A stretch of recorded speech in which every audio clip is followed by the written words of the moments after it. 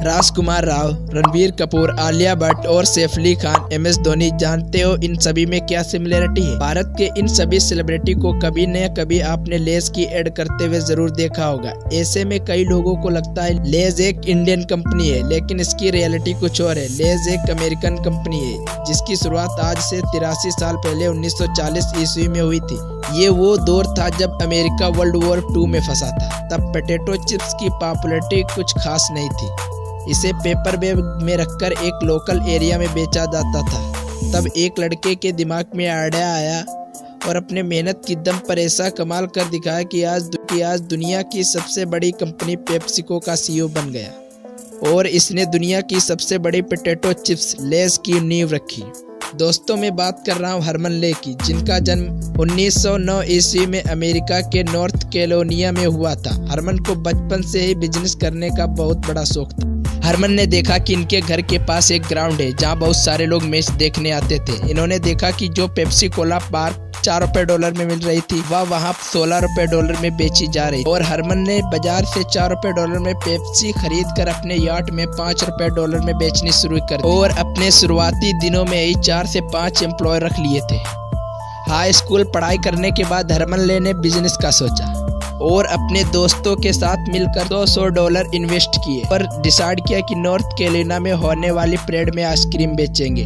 लेकिन इत्तेफाक से उस परेड का रुख बदल दिया गया, जिसके लिए उन्हें ज़्यादा नुकसान हुआ। इसके बाद हरमन ने कई सारे बिजनेस का ट्राई किया, लेकिन उनमें सब में फेल होते गए। काफ़ी कोशिश करने के बाद हरमन ले को सनशाइन कंपनी में सेल्समैन की नौकरी मिल जाती है, लेकिन कुछ सालों बाद इस नौकरी से इन्हें निकाल दिया जाता है। काफ़ी खोज करने के बाद इसने बेरेड स्नैक फूड कंपनी में ट्रक ड्राइवर की नौकरी मिली। उस समय साल्टी स्नैक का US में कोई बड़ा मार्केट नहीं था। सबसे ज़्यादा कैंडी मार्केट में बिका करती थी। बेरेड स्नैक के शेयर्स काफ़ी लो चला करते थे। तब हरमन ने डिसाइड किया कि मैं अब इसी कंपनी को सेल्स करूंगा, और उसी कंपनी के सेल्समैन बन जाते हैं और घर घर जाकर चिप्स बेचना शुरू कर देते हैं। और धीरे धीरे इन्होंने मार्केट में चिप्स की एक काफ़ी बड़ी डिमांड पैदा कर दी और साल के अंदर इन्हें डिस्ट्रीब्यूटर बना दिया जाता है। इसके बाद बेरेड स्नैक फूड के अंदर ही एक डिस्ट्रीब्यूटर कंपनी बनाई जिसका नाम हरमन वेरेडन ले डिस्ट्रीब्यूटर रखा, और अगले कुछ साल बाद इनके इस डिस्ट्रीब्यूटर कंपनी में 25 एम्प्लॉय काम कर रहे थे। और कुछ साल बाद इस कंपनी के मालिक की डेथ हो जाती और मालिक के घर वाले इस कंपनी को $60,000 में बेचना चाहते हैं। हरमन को चिप्स के बारे में अच्छी नॉलेज हो गई थी और हरमन इस कंपनी को खरीदना चाहते हैं, लेकिन उनके पास $5,000 होते हैं और 30,000 का बैंक से लोन लेकर कंपनी की कुछ शर्तों पर कंपनी खरीद लेते हैं। इसके बाद हरमन ने एक पेपर बैग में चिप्स को रखकर इन्हें बेचना शुरू किया। कागज की वजह से चिप्स जल्दी खराब होने लगते थे। इसके बाद इसके सॉल्यूशन के लिए हरमन ने देखा कि फोटोग्राफ और स्टाम्प को डिजर्व करने के लिए ग्लिसरीन का इस्तेमाल होता था। ग्लिसरीन में चिप्स लंबे समय तक चलते और चिप्स खराब नहीं होते। इसके बाद इन्होंने एक मशीन से पैकिंग शुरू की। इसके बाद हरमन ने मार्केट में बड़ी भीड़ जगह को टारगेट किया, जैसे कि सुपरमार्केट, और साल के अंत तक लेज अपने 10 स्टेटों पर चिप्स बेच रही थी।